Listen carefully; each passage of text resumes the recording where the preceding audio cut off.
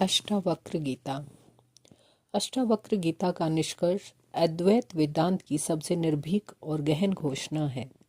इस ग्रंथ के अंत में महर्षि अष्टावक्र राजा जनक को यह स्पष्ट रूप से बताते हैं कि मोक्ष कोई प्राप्त की जाने वाली वस्तु नहीं है, बल्कि यह हमारे वास्तविक स्वरूप की पहचान है। मनुष्य पहले से ही मुक्त है, परंतु अज्ञान के कारण वह स्वयं को बंधा हुआ मानता है। अष्टावक्र के अनुसार आत्मा शुद्ध चेतना है जो न जन्म लेती है, न मरती है और न ही किसी कर्म से बंधती है। शरीर, मन, इंद्रियां और संसार ये सभी आत्मा से अलग हैं। जब व्यक्ति स्वयं को शरीर या मन मान लेता है तभी बंधन का अनुभव होता है। जैसे ही यह भ्रम टूटता है उसी क्षण मुक्ति प्रकट हो जाती है। ग्रंथ के निष्कर्ष में यह विशेष रूप से कहा गया है कि कर्म, योग, तप, नियम या साधना भी अंतिम सत्य नहीं है। ये सब तभी तक उपयोगी हैं जब तक व्यक्ति स्वयं को साधक मानता है। जब सत्य का बोध हो जाता है तब ना साधक रहता है, न साधना, न लक्ष्य। अष्टावक्र गीता इसी बिंदु पर अन्य दर्शनों से अलग खड़ी होती है।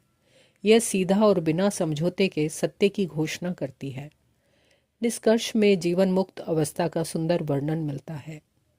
ऐसा व्यक्ति न सुख की कामना करता है, न दुख से बचने का प्रयास।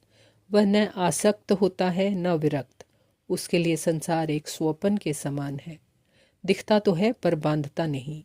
वह सहज, शांत और स्वतंत्र होकर जीवन जीता है। अष्टावक्र यह भी बताते हैं कि जब अहंकार का लोप हो जाता है तब कर्तापन समाप्त हो जाता है। फिर कर्म होते तो हैं पर मैं कर रहा हूँ का भाव नहीं रहता। ऐसा व्यक्ति न प्रशंसा से प्रसन्न होता है, न निंदा से विचलित। उसके लिए सब कुछ आत्मा का ही विस्तार है।